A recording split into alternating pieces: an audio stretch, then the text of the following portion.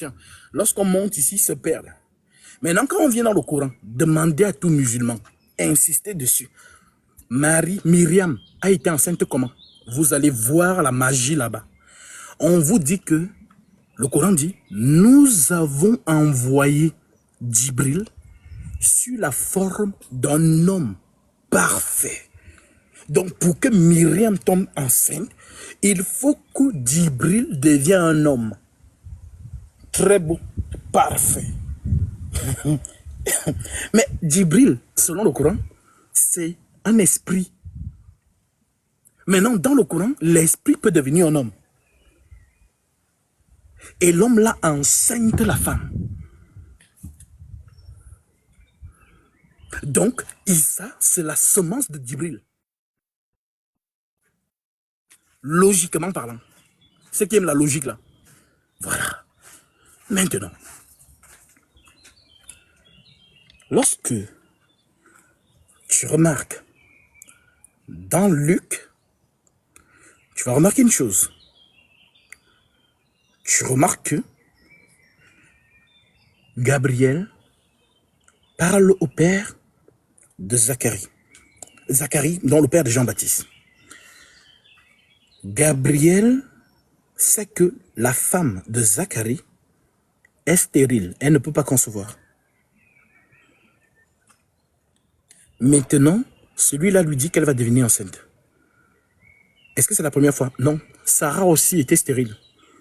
Quelqu'un lui a dit dans Genèse 18 qu'elle va devenir enceinte. C'est pas la première fois. C'est pas la première fois. Dans Juge 13, Manoach, sa femme était aussi stérile. Et quelqu'un est venu lui dire qu'elle va tomber enceinte. Donc, les paroles de l'homme qui vient, c'est ça qui féconde la femme. Voilà donc pourquoi les paroles qui sont sorties de Gabriel, c'est ça qui forme le corps dans le ventre de Marie. Donc, Jésus, c'est la matérialisation de Gabriel.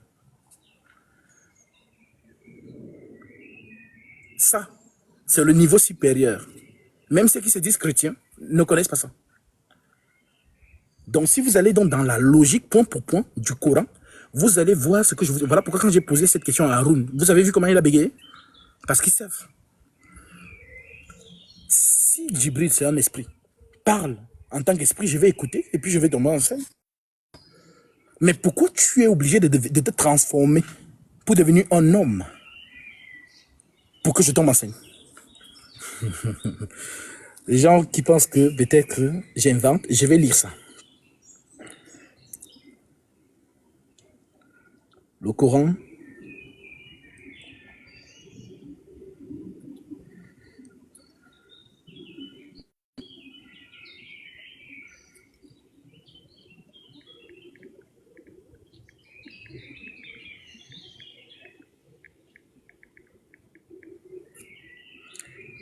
Sourate Myriam.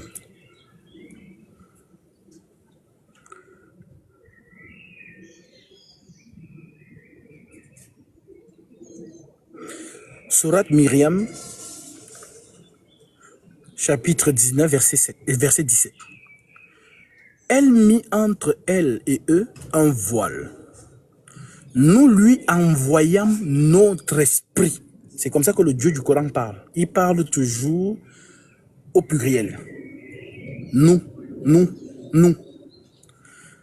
Donc, il vous dit souvent que le Dieu du Coran, non, Allah, machin. Mais Allah, lui, quand il parle, ce n'est que le nous.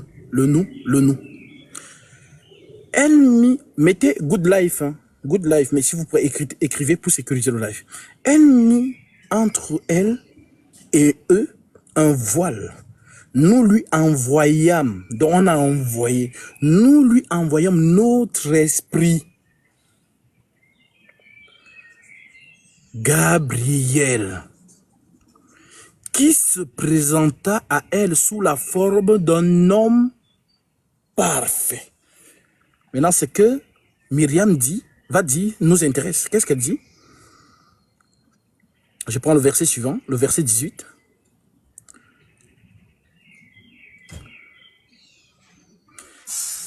Elle dit, je me refuge contre toi. Donc je ne veux pas, ne t'approche pas de moi.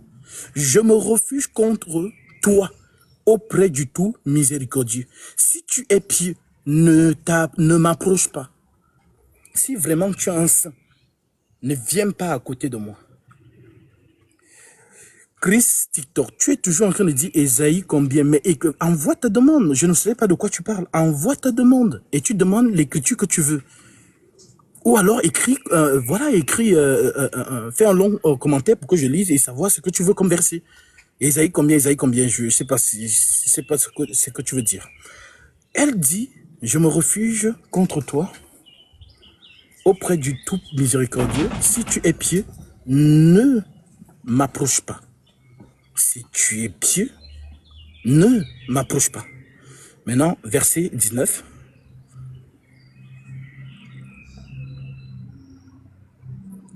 Le verset 19 dit, il dit, je suis en fait un messager de ton Seigneur pour te faire don d'un fils pur. Je suis en fait un messager de ton Seigneur pour te faire don d'un fils pur. Maintenant, les musulmans qui sont doués d'intelligence là, doués d'intelligence, dans leur livre, on dit qu'ils sont doués d'intelligence. En d'autres termes, ce sont des gens qui raisonnent. Maintenant, comme ils aiment toujours parler de logique, expliquez-nous donc cette écriture. Je suis le messager de ton Seigneur pour t'accorder un fils pur. Je prends une autre traduction. Je suis qu'un messager de ton Seigneur pour t'accorder un garçon pur. Il dit, je suis le messager de ton Seigneur pour t'accorder le don d'un fils pur. Je prends la version courant en cours travaux. Il a dit vraiment, moi, un vecteur du message de ton Seigneur, ton responsable d'évolution, à toi évoluer. Donc, pour faire don d'un fils pur, si je viens, je dis que je veux te faire un fils à une femme, qu'est-ce qu'elle va entendre? Elle va entendre qu'il faut qu'on mourre.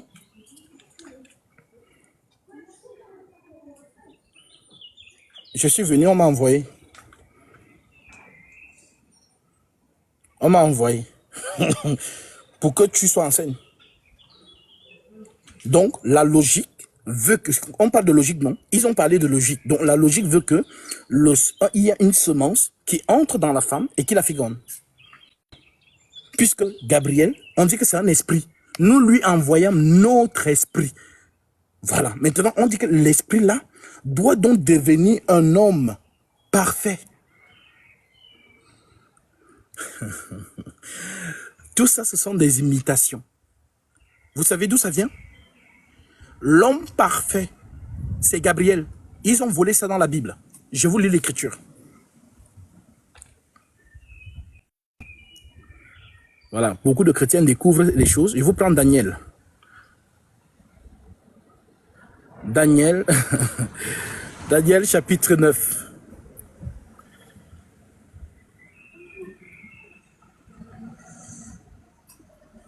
Je prends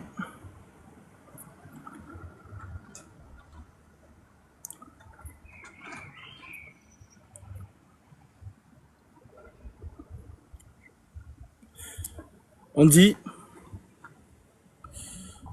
Daniel 9, verset 20. Écoutez, je parlais encore, je priais. Je confessais mon péché et le péché de mon peuple d'Israël.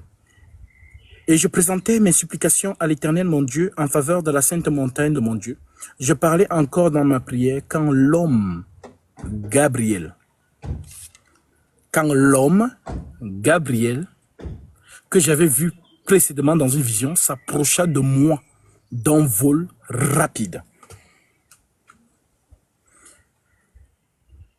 Alors, lorsqu'on revient dans le Coran, nous lui envoyons notre esprit, Gabriel, sous la forme d'un homme parfait.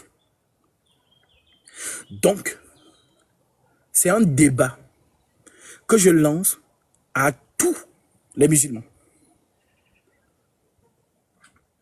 Comment Myriam est tombée enceinte? Elle est tombée enceinte comment? Je connais déjà les réponses. C'est là-bas que je vais les frapper. Je lance aussi le défi à tous les chrétiens, ceux qui se disent chrétiens et qui ont la maîtrise. Venez nous expliquer comment Marie est tombée enceinte.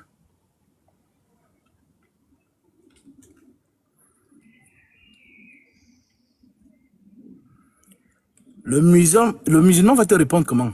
Il va te dire non, il a juste parlé. Ah, donc la parole de Gabriel féconde la femme.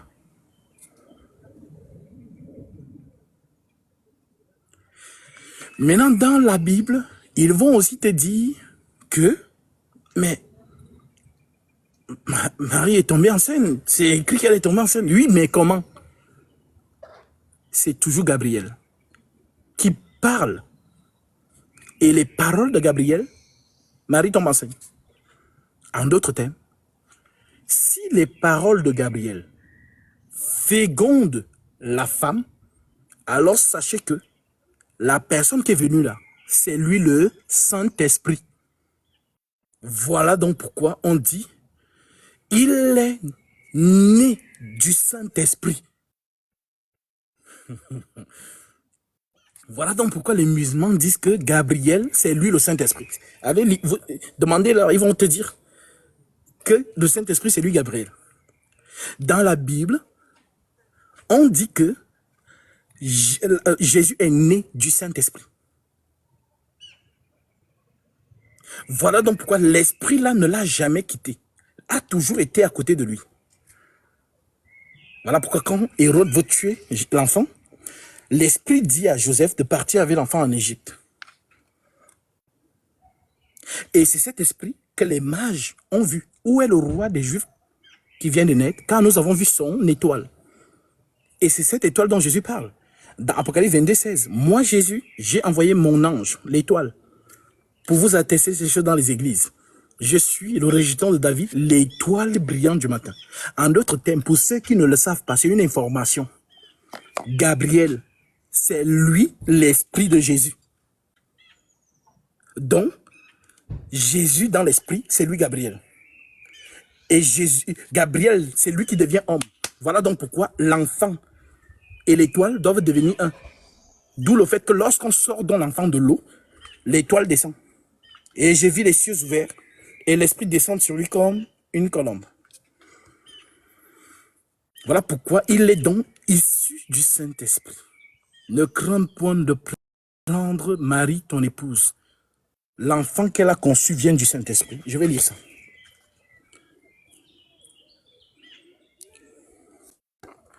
Permettez-moi. Aujourd'hui, là, il a fait beau. Hein? Donc, les chrétiens, je suis en train de vous pousser à la méditation.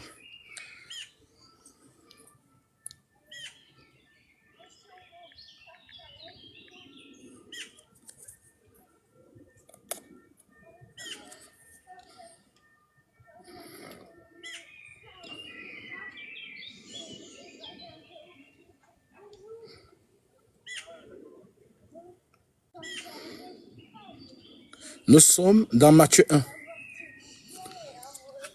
verset 20. L'Écriture dit, Joseph, son époux, qui était un homme de bien et qui ne voulait pas la diffamer, se proposa de rompre secrètement avec elle. Parce que pour lui, elle est tombée enceinte, donc ça, forcément, elle a mouru avec quelqu'un. Donc, vous ne pouvez pas expliquer à Joseph que Dieu est venu, Marie est tombée enceinte. Vous ne pouvez pas lui expliquer ça. Pour qu'il croie à ça, il faut que lui-même entende Dieu. Donc, imagine, mon frère, tu vas au travail. Tu rentres chez toi, ta femme à la maison. Tu trouves qu'elle est enceinte. Après, elle commence à te dire,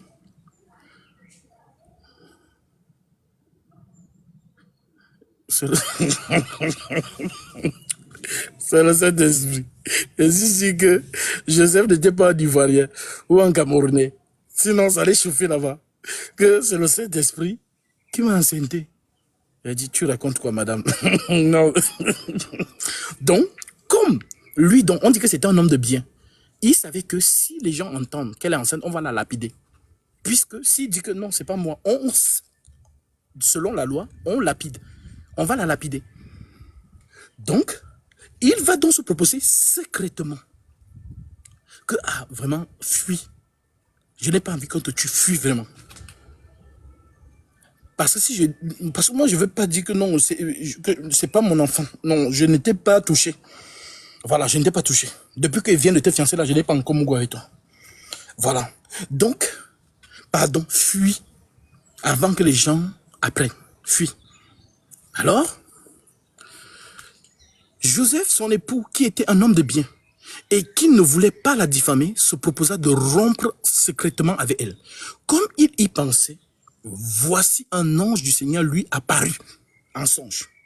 L'ange lui-même vient, l'étoile que les mages ont vue, lui-même il vient. Gabriel. Lui-même il vient que, hey, petit, calme-toi. Voici un ange du Seigneur lui apparut en songe et dit, Joseph, fils de David, ne crains pas de prendre avec toi Marie. Ne crains pas de prendre avec toi Marie. Ne crains pas de prendre avec toi Marie, avec toi. Ne crains pas de prendre avec toi Marie, ta femme, car l'enfant qu'elle a conçu vient du Saint-Esprit. Car l'enfant qu'elle a conçu vient du Saint-Esprit. Alors, question, qui est le Père de Jésus? Selon la logique.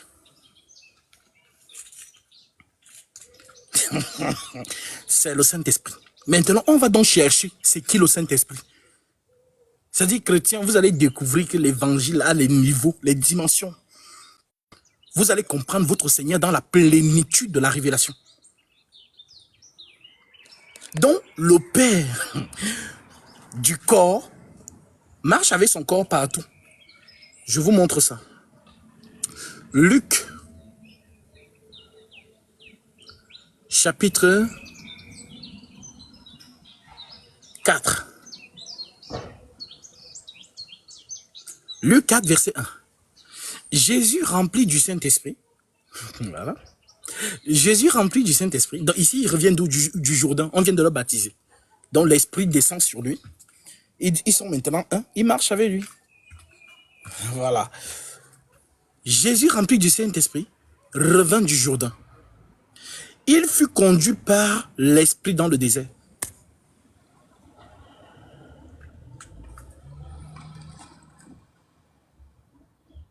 Maintenant, comme nous savons que c'est l'Esprit Saint qui conduit Jésus, selon ce que nous lisons, alors nous allons donc chercher l'identité du Saint-Esprit.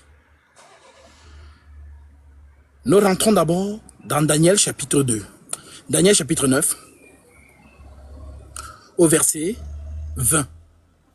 Écoutez bien.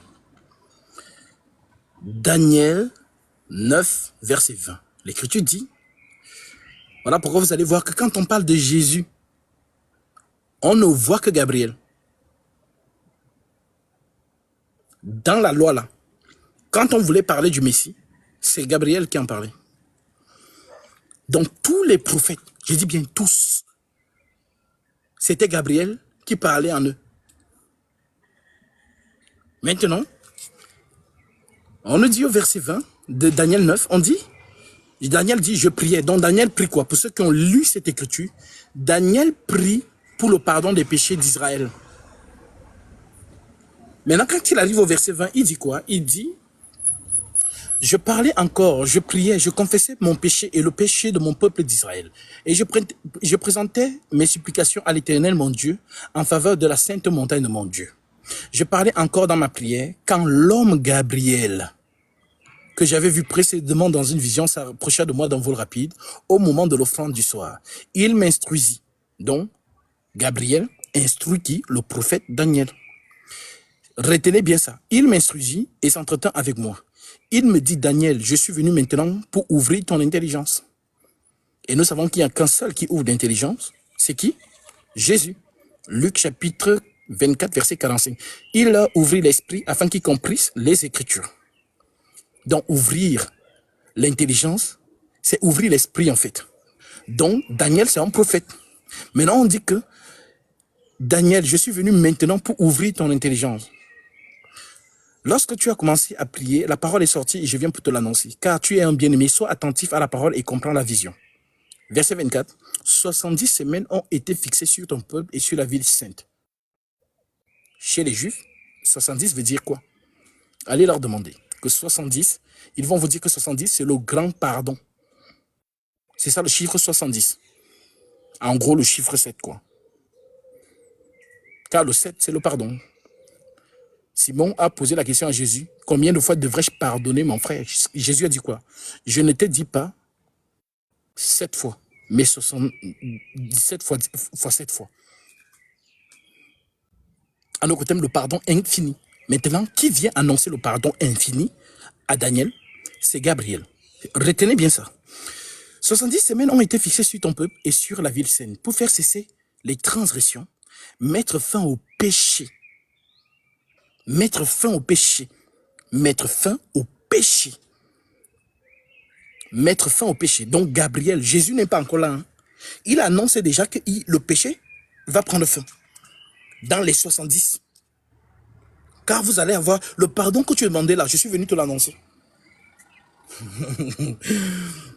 70 semaines ont été fixées sur ton peuple et sur la ville sainte pour faire cesser les transgressions et mettre fin au péché, pour expier l'iniquité et amener la justice éternelle. La justice éternelle, c'est quoi? Justice, c'est quoi? Jean 7, 24. Ne jugez pas selon l'apparence, mais jugez selon la justice. Dans la justice, c'est quoi? La parole. Donc, quand on dit donc justice éternelle, ça veut dire quoi? La parole éternelle. L'évangile éternel. Apocalypse chapitre 14, 6. Et j'ai vu un autre ange qui volait par le milieu du ciel, qui avait un évangile éternel pour l'annoncer à toutes les nations, à tous les peuples, à toutes les tribus, à toutes les langues, disant, craignez Dieu et donnez-lui gloire, car l'heure de son jugement est arrivée, et adorez celui qui a fait le ciel et la terre et les sources d'eau. Donc, déjà, Gabriel a annoncé quoi? Le pardon. Maintenant, il annonce l'évangile éternel, donc la justice éternelle. Transgression et mettre fin au péché pour expier l'iniquité et amener la justice éternelle et pour sceller la vision et pour oindre le Saint des saints. La vision qui est scellée, c'est le jugement de la mort. En d'autres termes, le dernier ennemi qui sera tué, c'est la mort. Ok, c'est bon? Maintenant, allons dans Jean chapitre 16. Et là, vous allez comprendre c'est qui le Saint-Esprit. Jean chapitre 16, verset 7. Lisons. Le Seigneur déclare, « Cependant, je vous dis la vérité.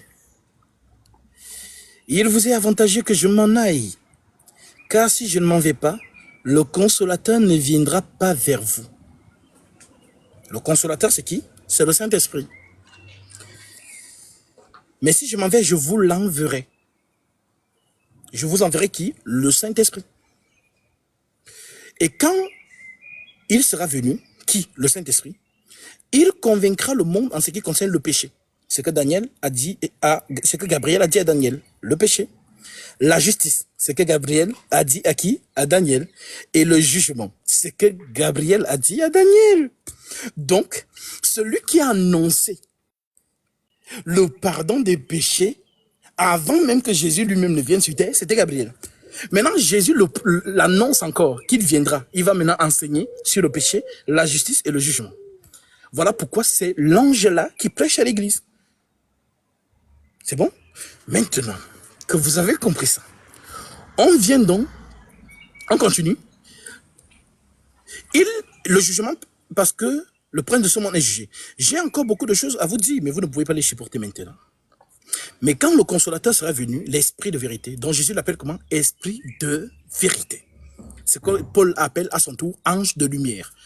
Ange de lumière. Satan aussi se déguise en ange de lumière. Donc on parle de lui. Donc Satan veut ressembler à Gabriel. Donc l'ange de lumière, c'est l'ange de la vérité. Celui qui dit la vérité. Celui qui prêche la vérité.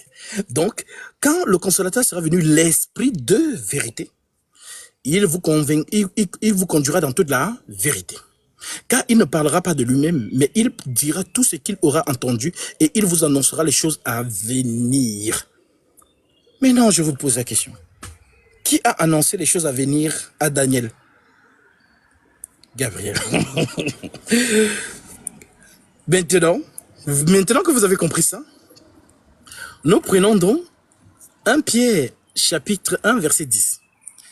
1 Pierre 1, 10. L'Écriture dit quoi? L'Écriture dit, les prophètes qui ont prophétisé, touchant la grâce qui vous était réservée, ont fait de ce salut l'objet de leur recherche et de leur investigation, voulant sonder l'époque et les circonstances marquées par l'Esprit de Christ. L'Esprit de Christ, l'Esprit de Dieu, l'Esprit de Christ, qui était en eux, dont les prophètes avaient en eux l'Esprit de Christ, dont le Saint-Esprit, qui était en eux et qui attestait d'avance. Est-ce que Daniel, c'est un prophète? Oui. Est-ce qu'il a attesté d'avance les souffrances de Christ? Oui, Daniel chapitre 9. Est-ce qu'Isaïe c'est un prophète? Oui. Est-ce qu'il a annoncé d'avance les souffrances de Christ? Oui. Est-ce que Moïse c'est un prophète? Oui. Est-ce qu'il a annoncé les souffrances de Christ? Oui. Donc on dit donc que l'Esprit là, qui était dans tous les prophètes, ont annoncé. Donc on dit, voulant sonder l'époque et les circonstances marqués par l'Esprit de Christ qui était en eux et qui attestait d'avance les souffrances de Christ et la gloire dont elles seraient suivies. Donc Christ va souffrir et après avoir souffert, la gloire va se suivre. Voilà donc pourquoi on peut dire dans Éphésiens chapitre 4 au verset 9. Or, que signifie qu'il est monté? Sinon qu'il est aussi descendu dans les régions inférieures de la terre. Celui qui est monté, celui qui est descendu, c'est le même qui est monté au-dessus de tous les cieux, afin de remplir toutes choses. Maintenant, qui est ressuscité? C'est Jésus. Qui est descendu dans le séjour des morts? C'est Jésus. Donc, je répète. Or, que signifie qu'il est monté? Sinon qu'il est aussi descendu dans les régions inférieures de la terre. Celui qui est descendu, c'est le même qui est monté au-dessus de tous les cieux, afin de remplir toutes choses. Il n'est pas... C'est l'œuvre de la création.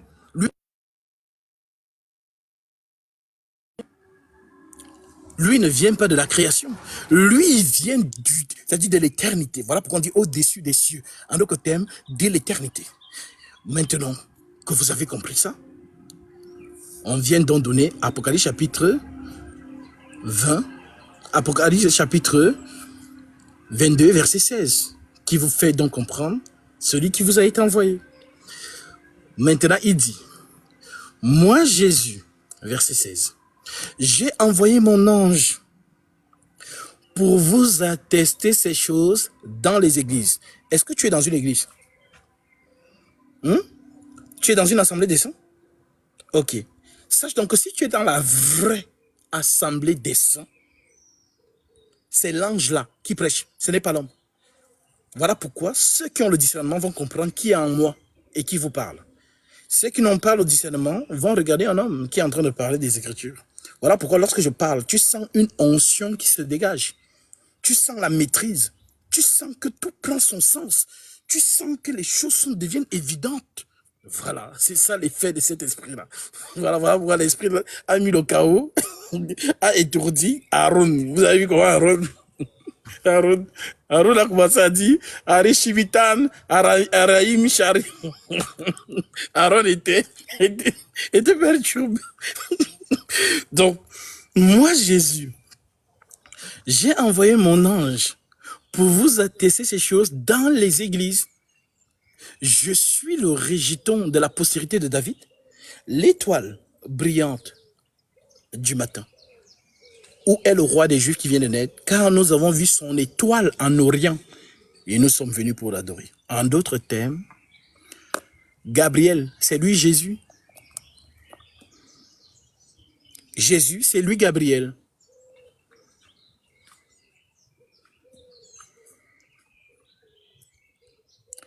Que c'est les ceux qui ont les oreilles pour entendre?